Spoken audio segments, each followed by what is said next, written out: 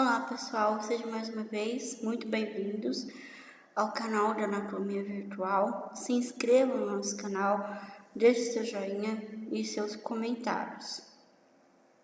Na videoaula de hoje eu vou falar um aspecto um pouco diferente da nossa rotina aqui do canal. Eu vou falar sobre os aspectos morfológicos possíveis dos danos cerebrais causados pela Covid-19, tá? Eu vou citar para vocês algumas coisas aqui, né?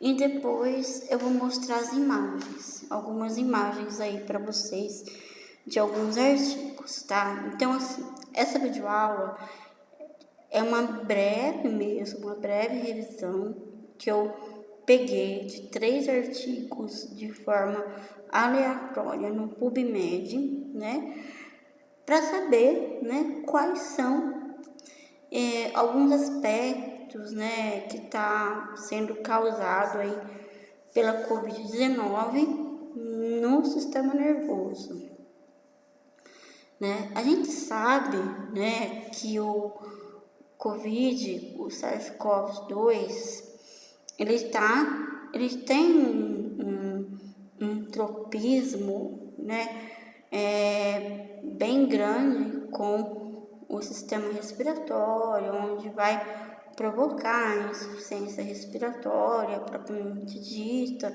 em casos graves, né? Mas tem sido relatado também essa presença desse vírus no sistema nervoso. E eu acredito, tá, como é uma coisa nova, para os pesquisadores, né, que está estudando isso. Então, acredito assim que muitas novidades, coisas novas vêm por aí, tá?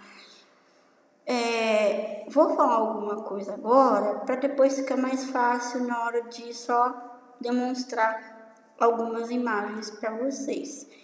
Eu deixei aqui no final da aula o link, tá, dos artigos. Por quê?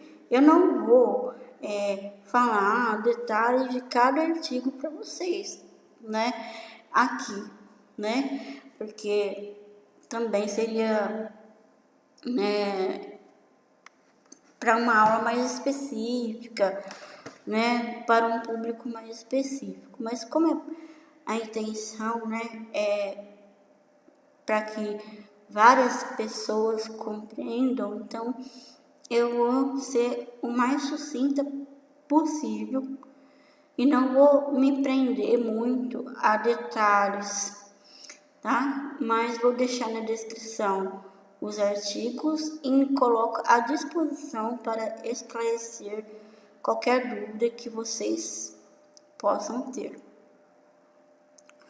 Então, pessoal, assistam também antes dessa videoaula, tá? A minha aula sobre o ciclo do SARS-CoV-2, o Covid, coronavírus. É bastante importante que vocês entendam esse ciclo, né? Para ver, né, como que ele se multiplica dentro da célula, né? E uma outra coisa assim que eu vou deixar bastante claro, né, lógico, além de mostrar assim algumas curiosidades, tudo para vocês, né? É a importância também, tá? Para vocês que estão na área da saúde aí, que faz uma iniciação, um mestrado, doutorado. Essas técnicas que o pessoal está utilizando aí, né? São técnicas bem comuns para a gente, né? Pesquisadores dessa área. Então, assim, uma outra oportunidade eu trago, né? Lógico, assim, que eu posso trazer um modelo, né, de protocolo, vamos dizer assim. Mas o que acontece é que às vezes, digamos assim, essa receitinha de bolo, né, às vezes a gente tem que meio que adaptar, né, para cada experimento específico, né, tem que fazer algumas adaptações, né. Então, pessoal, eu vou falar, né, agora algumas coisas sobre essa contaminação que, né, pesquisadores já encontraram em cérebros principalmente, e também no líquido, no líquor, né, no líquido encefalo-raquidiano, que são os principais locais que eles localizaram. E os pesquisadores, o que eles têm feito, né? Esse trabalho, né, desses artigos que vocês vão encontrar aí na maioria da literatura, o material utilizado, né, de autópsia ou necrópsia de pessoas que vieram a falecer de Covid-19, e aí os pesquisadores coletam esse material e aplicam as técnicas de histologia, técnica de imunofluorescência, com anticorpos específicos para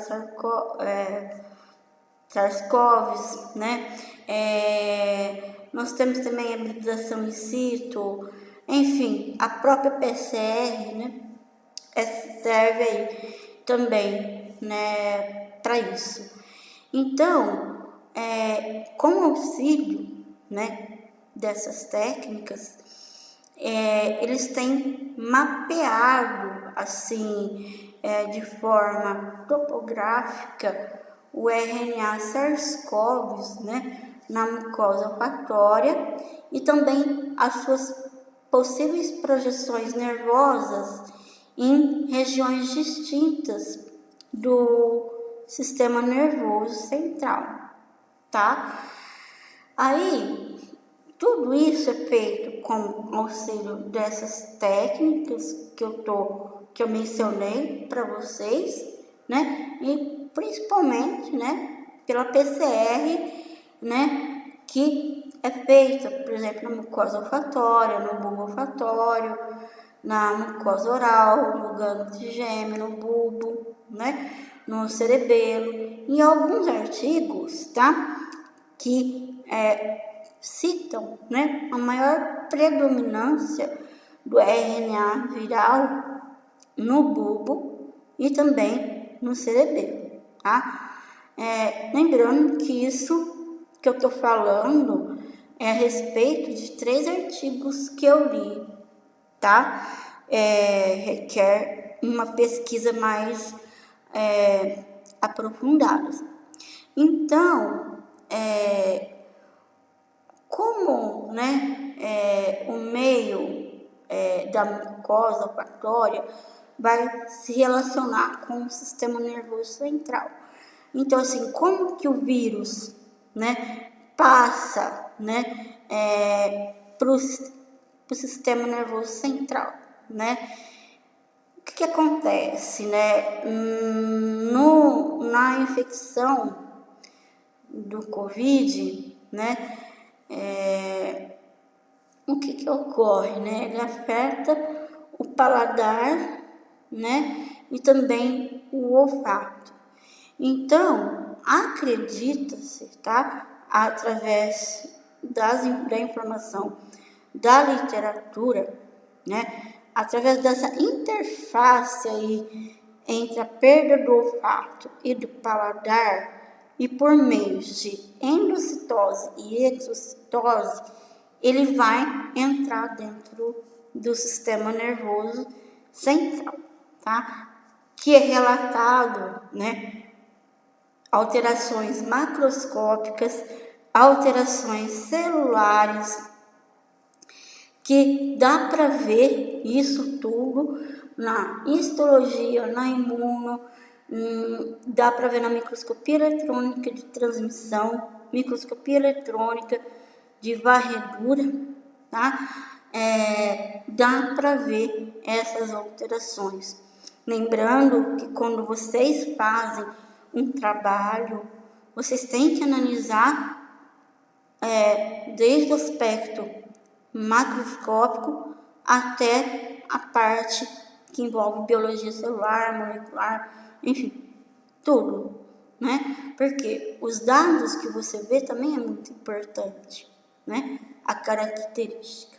Então, eu falei aqui, mais ou menos, né, as causas. Vocês vão ver que causa encefalite, hérnia, vai ter trombose, tá? Em artérias cerebrais. A gente vai ter marcação, né, de imuno de linfócito T, linfócito B, tá? Que são técnicas específicas, como eu disse, que estão auxiliando aí, né, na investigação aí da distribuição do SARS-CoV-2 no sistema nervoso central, tá? E vinculando aí os seus danos, né? O que tem causado, né? É lógico que aqui, né, eu não vou apontar tantas peculiaridades específicas de cada artigo, porque iria ficar cansativo para vocês, tá? Então, posso trazer partes dele, vamos supor, uma alteração histológica, uma alteração microscópica, parte. Hoje eu estou vou mostrar numa visão geral, tá? Então, aqui, né, como eu disse para vocês, tá? Aqui é o ciclo do coronavírus. Assistam a aula, tá? Do ciclo. Então, aqui a gente tem o vírus SARS-CoV-2, tá? Que acontece o seguinte, né? Aqui a gente tem a proteína spike. Essa proteína spike fica aqui em volta do vírus. E é essa proteína spike, tá? Por curiosidade, que muda e vai causar as mutações aí do vírus. Aí dentro do vírus tem o material genético, tá? O material genético é o RNA negativo, tá? Esse RNA negativo, ele vai entrar dentro da célula, no ribossomo, e fazer todo o procedimento que eu não vou ficar explicando aqui para vocês, que vai dar a transcrição e a tradução do material, né? E vai ter uma parte negativa, uma parte positiva, enfim. Não vou ficar falando detalhes do ciclo, tá? Porque a gente tem aula específica disso no canal, tá? Aqui também é só para mostrar para vocês algumas técnicas, né? Esse daí é uma imagem tirada do artigo da Nature, por exemplo, que eles investigaram exatamente isso. Eles mapearam, né, o RNA viral, né, em diferentes regiões e aplicaram aí diversas técnicas, né, que propiciaram, né, a deduzir as alterações, né, tanto nos aspectos microscópicos também. Então, aqui em cima, a gente tem, por exemplo, ó, essa técnica aqui é uma técnica de imunistoquímica, que está marcando aí. Tudo que é marronzinho aqui, ó, é vírus, tá? Ó, é vírus. E aqui, ó, é a microscopia eletrônica de transmissão, tá? A microscopia eletrônica de transmissão, ela tem uma diferença para a varredura.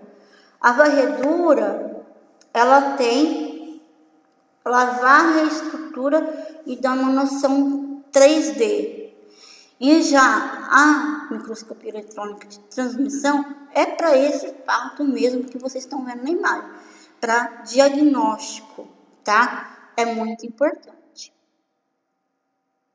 Aqui também, só para vocês saberem, tá? Não vou me prender a detalhes, depois vocês quiserem me perguntar, fiquem à vontade. Então, aqui é uma imunistoquímica com anticorpos específicos de fluorescência que vai demarcar cada estrutura específica, né? Também auxiliando aí nesse processo, né, de marcação desse material genético do RNA, né, SARS-CoV, do COVID, dentro do sistema nervoso.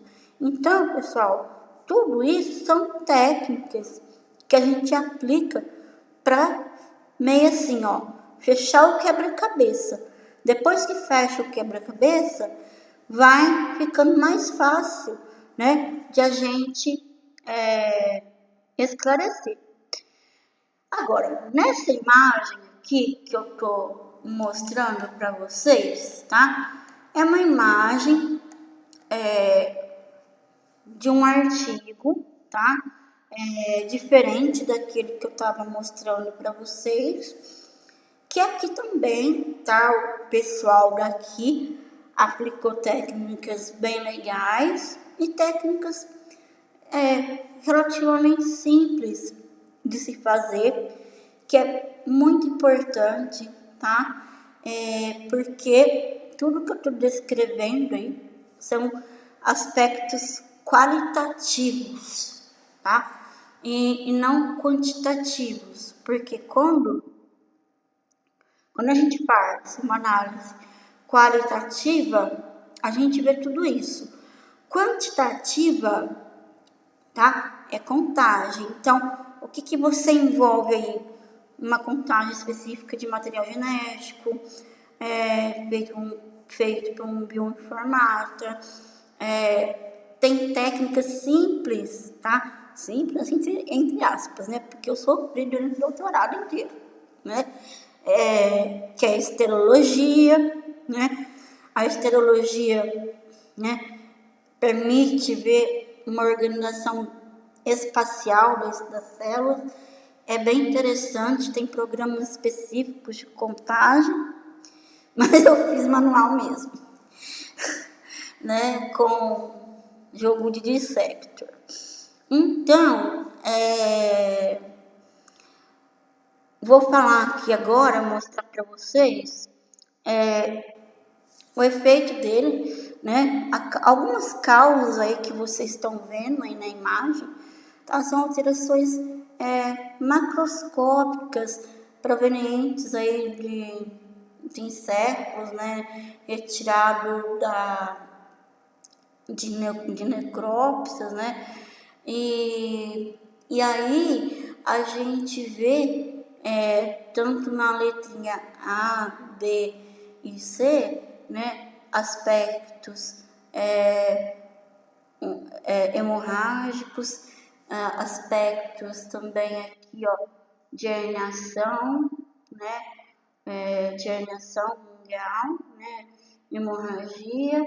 A gente tem também, tá, aqui, ó, no aspecto microscópico, tá? Isso aqui é muito simples de fazer, é uma técnica muito simples de se realizar, e mais utilizada também que a técnica de histologia HE, hematoxilina eosina. Ela é muito útil porque ela marca tudo, é igual a azotitolidina, parecida função. E ao lado aí, vocês veem, né, a produção, né, de linfócitos T, né, de linfócitos B e também de macrófagos, que são realizados aí pela imunistoquímica, tá? Agora, nessa imagem, tá? Aqui a gente vê, né, em A, né, nessa primeira imagem aqui, a gente vê o aspecto hemorrágico, né? Aqui vasos sanguíneos em necrose, né? E aqui também, né? Nesse caso, as reações imunistoquímicas para linfócitos, né? B, né?